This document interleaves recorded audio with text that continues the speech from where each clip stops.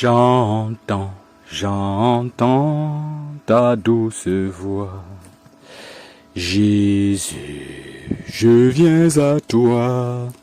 Je viens, ô Sauveur, lave-moi dans le sang de ta croix. Jésus, Jésus, roi des rois, qui mourut pour moi. Je veux mourir avec toi sur la croix. J'entends, j'entends ta douce voix qui me dit crois en moi. Je crois, Seigneur, soutiens ma foi. Tiens-moi près de ta croix. Jésus, Jésus, roi des rois, qui mourut pour moi. Je veux mourir avec toi sur la croix. J'entends ta douce voix. Elle pénètre en moi et me dit d'aimer comme toi. De l'amour de la croix, Jésus, Jésus, roi des rois, qui mourut pour moi. Je veux mourir avec toi sur la croix.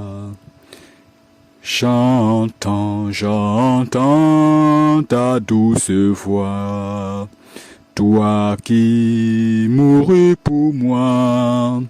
Seigneur, que je m'unisse à toi dans ta mort par la foi. Jésus, Jésus, roi des rois, qui mourut pour moi.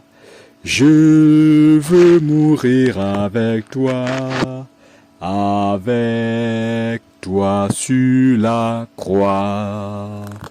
Je veux mourir avec toi sur la croix. Ah oui, mon cher bien-aimé, ma chère bien-aimée, mon fils, ma fille, si tu entends cette voix, viens avec moi, t'assembler à mourir, à donner ta vie pour sacrifice comme garantie par rapport à l'éternité sur la croix de Christ glorieuse. Il a donné sa vie comme sacrifice, comme échantillon.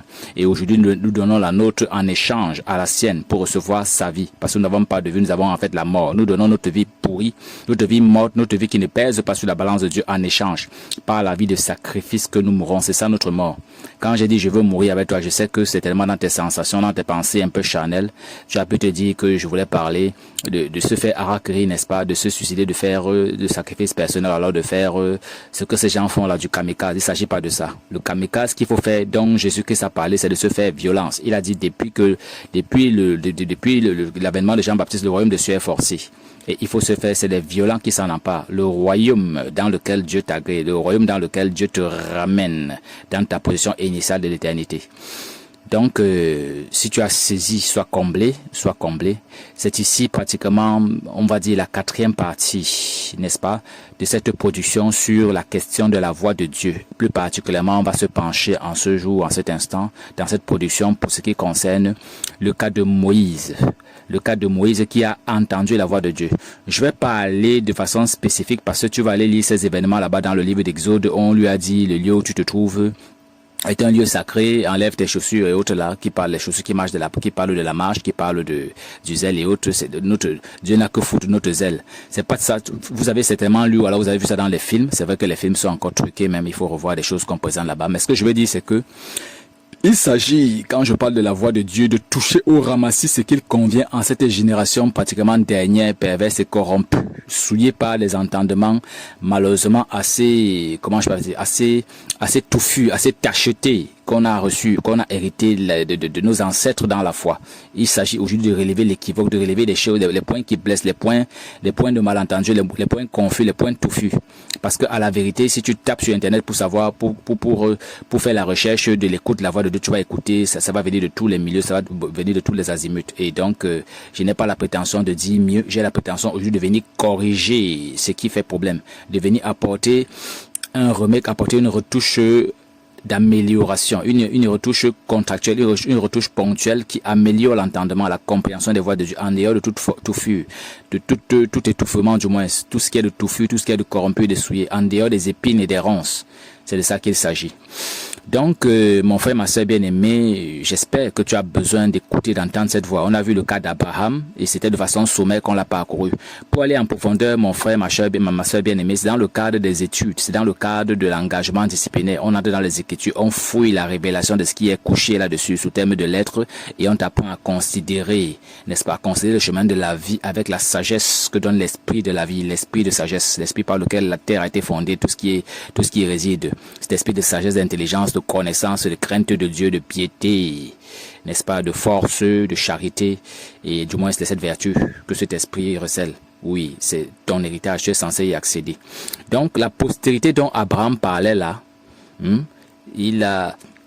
toute la postérité de la terre sera bénie en Abraham, toute la postérité a été bénie en Isaac, elle a été bénie après en Jacob, et maintenant au temps de Moïse qui était ce libérateur, qui était celui-là qui devait venir apporter son peuple à la délivrance après 400 ans de désert, après 400 ans de souffrance, après 400 ans d'égarement, d'errement, sous la coupe, sous la férule, d'esclavagisme du dieu Pharaon, du dieu de ce monde. Et il y a beaucoup de choses à dire, je vais pas traîner dessus. Ce qui compte pour moi aujourd'hui, c'est particulièrement te présenter comment est-ce que Aaron a écouté la voix de Dieu. En fait, mon but, c'est de te faire comprendre que Abraham l'a écouté, Jacob l'a écouté, Isaac l'a écouté et Moïse aussi a écouté la voix de Dieu. Alors, comment faire pour que toi aussi, qui est un disciple de Moïse, mais cette fois dans le renouveau, dans le remake, dans la mise à jour qui est en Christ, dans le temps de la grâce, vous allez voir les commandements que Christ a présentés, a édictés là-bas. Il a dit qu'un seul iota de la loi. Et quand il parle de la loi, il ne parle même pas de la loi de Moïse, parce que c'est en Jésus, c'est en Moïse que la loi a été donnée. Mais avant Moïse, la loi existait déjà. Parce que l'apôtre Paul qui dit que la loi exerce son pouvoir sur l'homme aussi longtemps qu'il vit dans le livre de Romains, il le parle là-bas de la loi de Dieu. Il parle de la loi à partir de laquelle Dieu régit toutes choses vis-à-vis dans sa création, ce qui concerne le règne des humains ou toutes choses. Il parle de la loi concernant celle des humains. Donc, Moïse, en son temps, a eu la commission de venir apporter des révélations concernant son contexte de temps, concernant sa dispensation, concernant son âge de fonctionnement, concernant son époque, du moins concernant les personnes qui étaient sous sa commission, les personnes qui devaient avoir à recevoir le salut par ce moyen. Parce que vous vous doutez bien que pendant que Moïse présentait sa loi, les païens étaient sous une autre coupe, ils étaient sous la loi de la conscience. Mais seulement, même sous la loi de la conscience, Dieu les jugeait là-bas, comme jusqu'aujourd'hui c'est le cas. Et la loi de conscience est grave. Mon frère, ma soeur bien-aimée, Dieu a déjà donné un décret dessus. Personne ne peut se sauver par la loi de la conscience. Personne ne peut, parce que personne n'est juste sur terre. Même pas ceux qui ont reçu cette loi donnée par les anges, par le moyen de la proclamation des anges, par les anges. C'est dans le livre d'Hébreux qu'on nous rappelle que ce que Moïse nous donnait là, c'est pas les anges qu'il a, c'est pas le biais des anges qu'il avait reçu et qu'il nous le présentait ainsi. Donc, mon frère, ma soeur, ce que j'essaie de te dire encore pour être un peu plus concret, c'est que tu vois, tu peux pas être sauvé par Cheikh Anta Diop, tout ce qu'il a raconté là. C'est pas le moment de te dire que tu es descendant de Sundiata Keita, d'Ousmane Danfodio, de Kankan Moussa, de Soni, c'est ce qu'il a, Soni Ali Ben, les Reine Njinga, ou les Hannibal, ou les Chaka Zulu, je sais pas quoi là, les Kimpa Vita qui disaient que le Dieu est noir, ou bien les Peuls, les Mundang, tous les chefs qu'on a eu en Afrique là, les Massa, les Berbères, les gens de l'Empire Moussi, du royaume Sanghaï, du royaume de Ghana, du royaume Peul, tous ces gens-là. Sans compter maintenant les dictateurs que nous avons aujourd'hui qui viennent conforter votre opinion sur ces affaires-là. Je vais parler du fameux Jean-Philippe, très peu fameux aujourd'hui, vu sa position. Aujourd'hui, il repose, vous allez dire paix à son âme. Je ne peux pas donner décret sur son âme, parce que Je ne suis pas au courant, je n'ai pas le témoignage que ces œuvres étaient juste par rapport à celui qui va juger. Aujourd'hui, il est certainement 2 mètres sous terre, et là où nous allons tous passer. Mais en ce qui concerne son cas, je vous conseille de réfléchir par 2 fois pour suivre cette voie-là. Parce que ces personnes disent que c'est pas Jésus-Christ qui va juger le monde. Mais maintenant qu'il est 2 mètres sur terre, je crois que de tout ce qu'il a exposé, tout ce qu'il a exposé comme philosophie jusqu'ici, il ne nous a pas présenté comment est-ce qu'on va, quand il va, comme il est parti là où est-ce qu'on va le juger. Il a préféré prétendre qu'il s'élève pour s'approcher des dieux, des Kankan Moussa, des Songa, je veux dire comment on appelle ça, des Sundiata Keita ou bien des Ousmane Dan Fodio ou bien des Kankan Moussa, des gens comme ça là. J'espère que Kankan Moussa aura suffisamment d'empoigne pour se sauver lui-même afin de le sauver. Je ne sais pas si ces gens-là ont écrit des livres dans lesquels ils présentent comment Dieu rachète, Dieu sauve l'humanité. Donc quand tu écoutes ce genre d'ineptie comme ça là, tu ferais mieux de te préserver de cela. C'est pour ça que je viens présentement t'interpeller. Pendant que je veux parler l'écoute de la voix de Dieu, je te demande de prêter attention aux autres voix. Ce sont des discours habiles. Tu vois, moi je bégaye, je n'ai pas la voix vraiment facile, comme pouvait le dire l'apôtre Moïse, ou du moins le serviteur, le prophète Moïse. J'ai pas la voix facile, il faut un Aaron, il faut le concours de la voix du Saint-Esprit, de Jésus-Christ de Nazareth lui-même, le grand prêtre, pour conforter mes propos. Mais ce n'est pas pour autant que j'ai pas été commissionné pour venir te rappeler de savoir à quoi t'en tenir.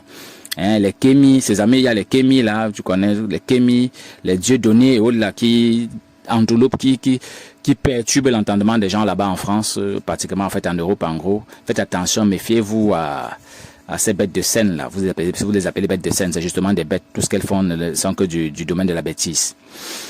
Donc pour ce qui est de Moïse, tu vois, la parole de Dieu nous présente expressément comme c'était le temps d'Abraham. Au temps d'Abraham, pour être sauvé, le salut de l'humanité, c'est à Abraham que tu devais regarder sur cette terre. Nous avons quelques exemples. Quand il a rencontré, que ce soit Pharaon, que ce soit Abimelech, nous constations bien que Dieu avait les regards exclusivement sur Abraham. C'est pour te dire que cette affaire, si c'est l'affaire du siècle, mon gars, pour ta génération, pour, c'est pas comment je vais dire, pour ceux dans quoi tu te trouves présentement, fais attention à la façon dont tu prêtes attention à cela.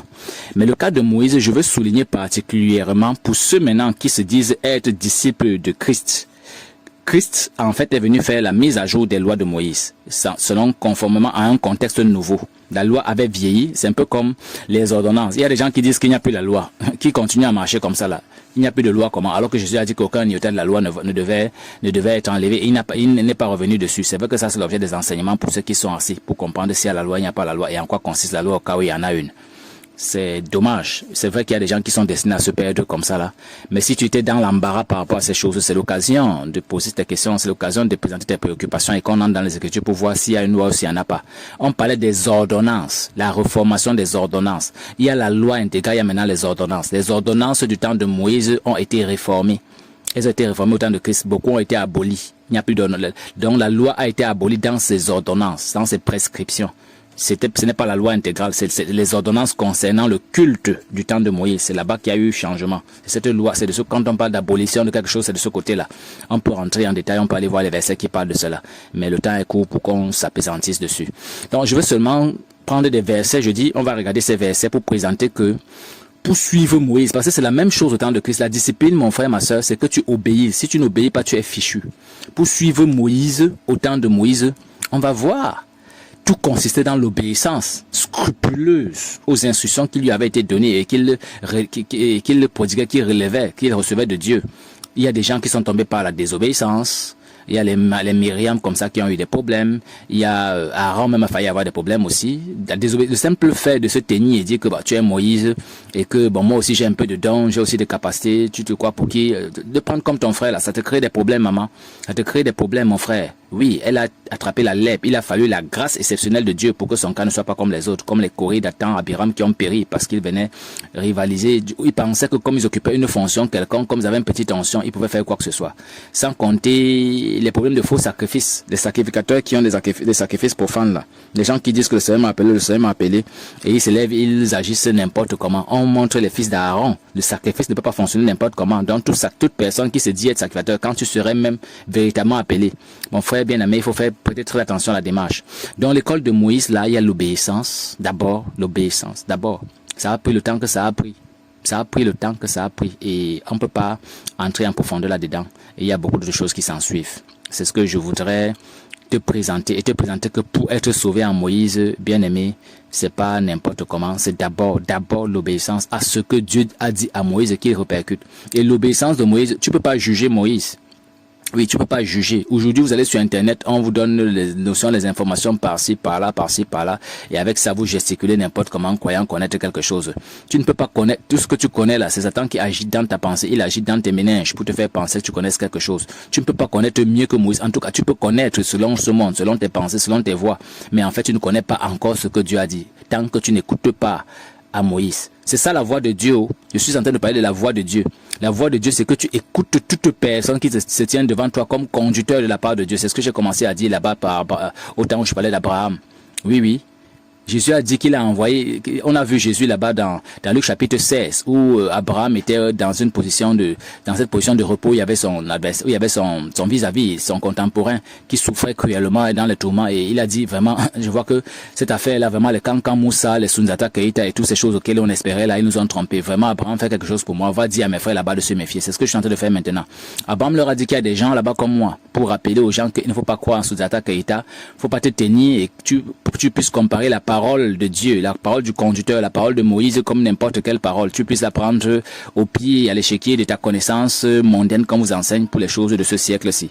Qu'on vous enseigne comment démarrer une voiture, qu'on vous enseigne comment tenir un compte bancaire, comment allumer un ordinateur, comment, je sais pas comment je vais dire ça, les rudiments de la chose traditionnelle en matière de se tenir en famille. Déjà que ce qui concerne la tradition aujourd'hui, c'est périmé dans tous les milieux. Satan a tout corrompu, souillé partout, même chez les musulmans. C'est dit qu'aujourd'hui, le repère est manifestement, véritablement incertain, il est véritablement confus.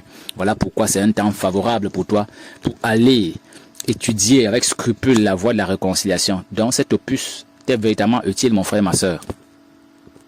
Note donc ici ces quelques versets que je vais te présenter, notamment le livre de l'Exode, chapitre 4, du verset 8 au verset 9, le chapitre 5, verset 2, le chapitre 15 au verset 26, le chapitre 19 au verset 5, le chapitre 32 au verset 17, du livre de Deutéronome, chapitre 100 au verset 23, chapitre 5 verset 25, chapitre 8 au verset 20, le livre de Deutéronome, chapitre 13 au verset 18, Deutéronome, chapitre 15 au verset 5, Deutéronome, chapitre 18 au verset 16, Deutéronome, chapitre 21 au verset 18, Deutéronome, chapitre 28 du verset 1 au verset 15. Là-bas, on parle des malédictions et des bénédictions, mais on va parler particulièrement de ce qui concerne les bénédictions, comment faire pour être entré en bénédiction. Et puis aussi Deutéronome 28, verset 45. Deutéronome 30, verset 20, Josué 5, verset 6. Il y a beaucoup d'autres qu'on pourrait donner, mais ça, on va s'appesantir comme le temps nous permettra, juste pour relever que ce que je suis en train de dire, Dieu l'a déjà dit, de s'assurer qu'on marche selon cette démarche précise qu'il a indiquée. Donc à toi de voir ce que tu vas faire après avoir écouté tout ceci. Donc, dans Exode chapitre 4, versets 8 à 9, qu'est-ce qu'il est dit? Il est écrit, « S'ils ne te croient pas, dit l'Éternel, et n'écoutent pas la voix du premier signe, ils croiront à la voix du dernier signe. S'ils ne croient pas même à ceux des signes, à ces deux signes du moins, et n'écoutent pas ta voix, tu prendras de l'eau du fleuve, tu la répandras sur la terre, et l'eau que tu auras prise du fleuve deviendra du sang sur la terre. » Donc ici, on est en train de parler, mon frère, ma soeur bien-aimée, de la gesticulation, n'est-ce pas, que Dieu propose à son serviteur de Dieu parce qu'il prévoit déjà l'incrédulité. Je prie que ce soit pas ton cas. En matière de signes, normalement, tu devrais être attentif pour pouvoir écouter la voix. Parce qu'on parle de comment écouter la voix. Il y a des signes. Ça peut être dans un songe, dans un rêve. Il y a quelque chose qui doit se passer pour que tu puisses savoir que celui-ci est envoyé de Dieu. Il y a des signes, il y a des éléments. Il y a toujours des petits signes. Ce n'est pas les miracles, c'est pas renverser quelqu'un par terre, c'est pas faire tomber quelqu'un sous l'onction. On n'est pas en train de parler de ça par ici. Il n'y a pas eu besoin de faire. C'est des signes qui se passent.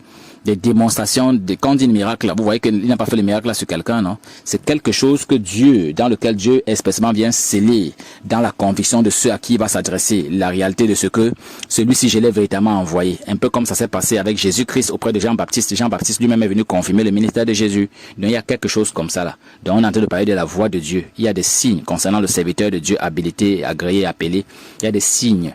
Il peut être tremblant comme moi, il peut être, je vois dans les versets 10, on dit, Moïse dit à l'Éternel, « Ah, Seigneur, je ne suis pas un homme qui ait la parole facile, et ce n'est pas d'hier ni d'aujourd'hui, ni d'avant-hier, du moins, et ni même depuis que tu parles à ton serviteur, car j'ai la bouche et la langue embarrassées. » L'Éternel lui dit, qui a fait la bouche de l'homme qui a rendu muet. Donc, je veux dire, il y a ce discours entre celui-là qui est, et avant ça, je veux vous rappeler que Moïse avait déjà paru devant le peuple pour essayer de commencer cette délivrance-là. Il n'était pas cru. Et s'il était en tractation devant le Seigneur, c'est parce qu'il cherchait des assurances. Mais pendant qu'il cherche des assurances, là, mon frère, ma soeur, ça, c'est son débat entre lui et le Seigneur. Mais toi, tu es assujetti, tu es assigné à ce que tu fais pendant que tu l'écoutes. C'est de ça qu'il s'agit. Dans le chapitre 5 de l'Exode, verset 2, on a Pharaon qui répond « Qui est l'Éternel pour que j'obéisse à sa voix en laissant aller Israël? Je ne connais point l'Éternel et je ne laisserai point aller Israël. » Donc voilà la voix de l'Esprit qui répond généralement auprès de ceux vers qui on va se tenir pour prêcher cet évangile, pour prêcher cette bonne nouvelle. Il y a cette voix-là qui s'exprime. Cet esprit, cette pensée hagard, cet esprit hautain, cet esprit narquois là, la voix de Cheikh Anta Diop, la voix des amis de l'Empire Songhai, des amis je parle de l'Africain pratiquement, la voix des amis, n'est-ce pas, des amis de Philippe, des amis de Dieudonné, les amis de, comment on appelle l'autre là, qui croient beaucoup plus en leurs ancêtres, en leurs parents, aux guerriers africains et autres là. Oui, ils se croient tellement nantis derrière ces choses-là. Ils croient que les morts ne sont pas morts et que qu'on l'appelle comment, que Sundiata Keita vit encore et que Sundiata Keita lui sera en faveur par rapport à tout besoin qu'il aura et tout le reste de ces chefs que j'ai cités là. C'est dommage. Et c'est cette voie-là qui s'oppose généralement. On va entrer dans les détails spirituellement parlant pour voir comment ça se passe, comment ça se produit. Et même toi qui dis avoir cru, aussi longtemps que les liens ne sont pas coupés avec l'hérédité, avec la voix des dieux de ton père, la voix des dieux ancestraux, des dieux de la famille, des dieux du pays. En fait, tu es connecté, mais subtilement. Tu es subtilement utilisé par... On va voir ces choses quand on travaille, quand tu seras engagé. Tu vas comprendre que ce chemin-là, c'est pas... Il n'y a rien de littéraire dedans. Il faut être profond, il faut connaître véritablement ce qui se passe en arrière-plan. Et c'est de ça que je parle. La voix de Dieu, mon frère bien-aimé. La voix de Dieu, ma soeur, mon fils, ma fille. La voix de Dieu.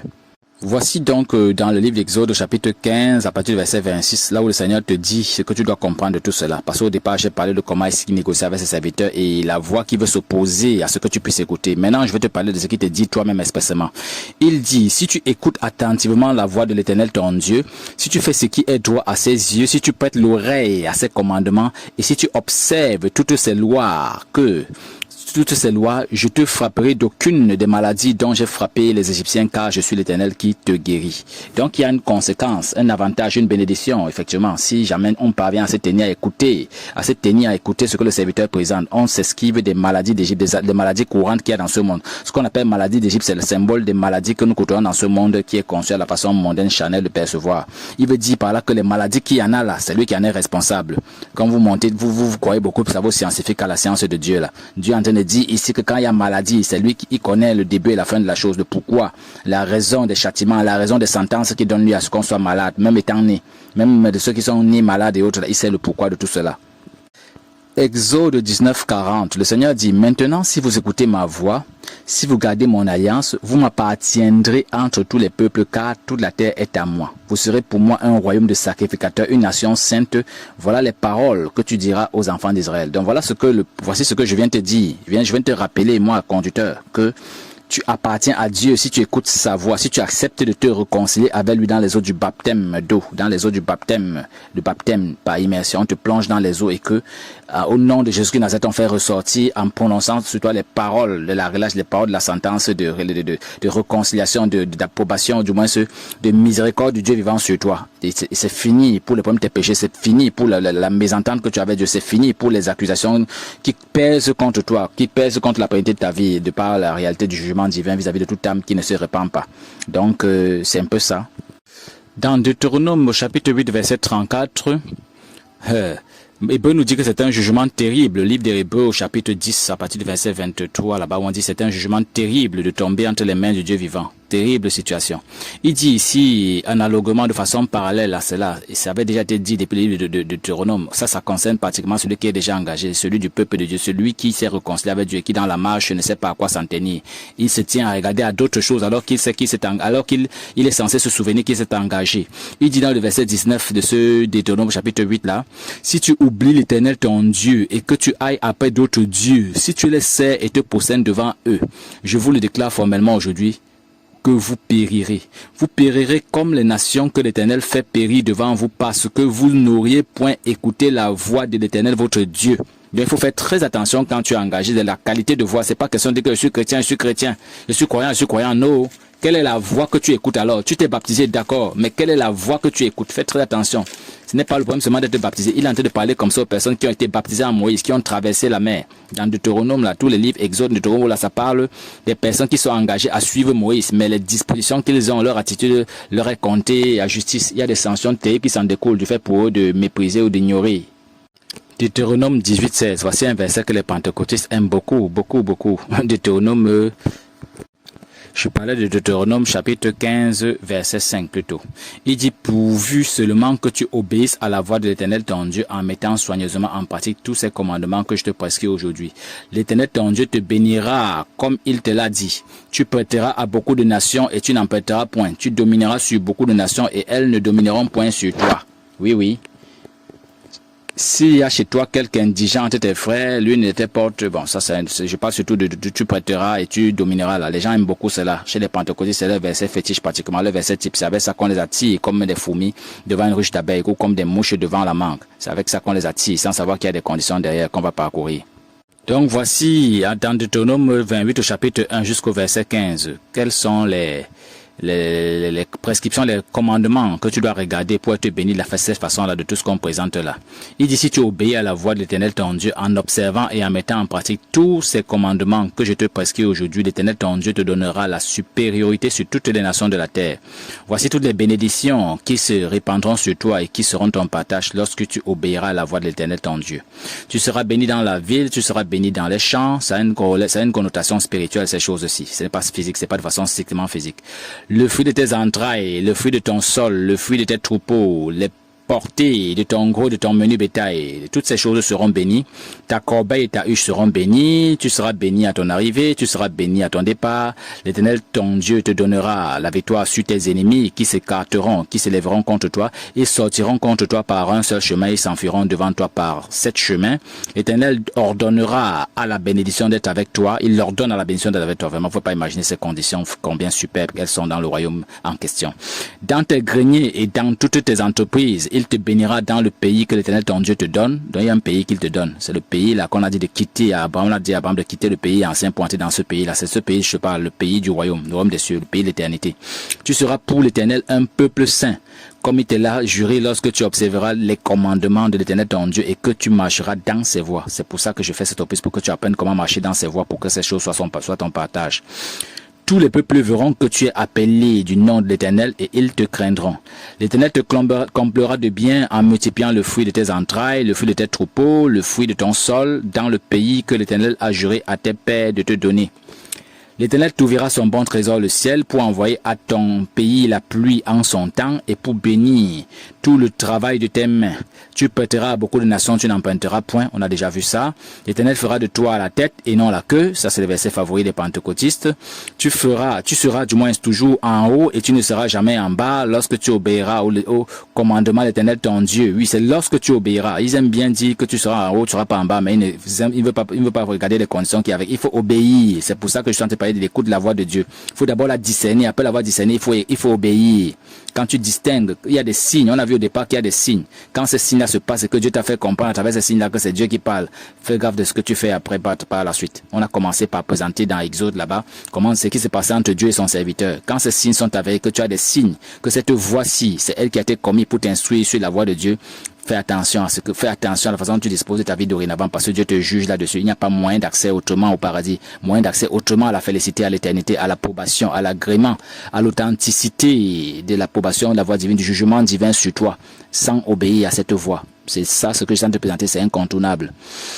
Donc, et que tu ne te détourneras ni à droite, verset 14, de tous les commandements que je vous donne aujourd'hui pour aller après d'autres dieux et pour les servir.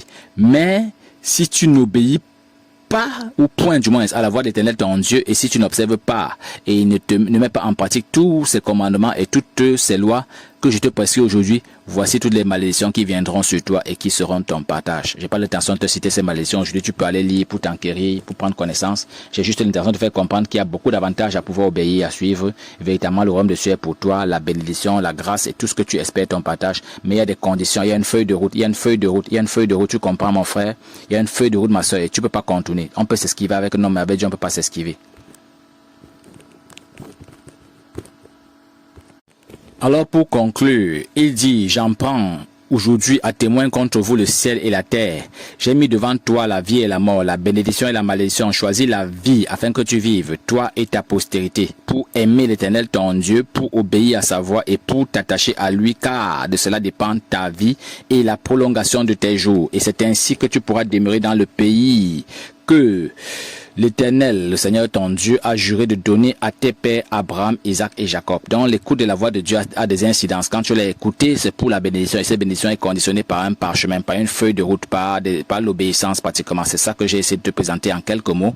Le temps est très court pour marquer là-dessus. Je me suis permis exprès d'aller au-delà du temps imparti, du temps habituel que tu connais, que tu as l'habitude d'écouter dans le cadre de cet opus, parce que c'était des choses cruciales. Te parler de tes bénédictions, te parler de cet accès, cette entrée en matière était tellement important qu'il fallait qu'on aille un peu au-delà.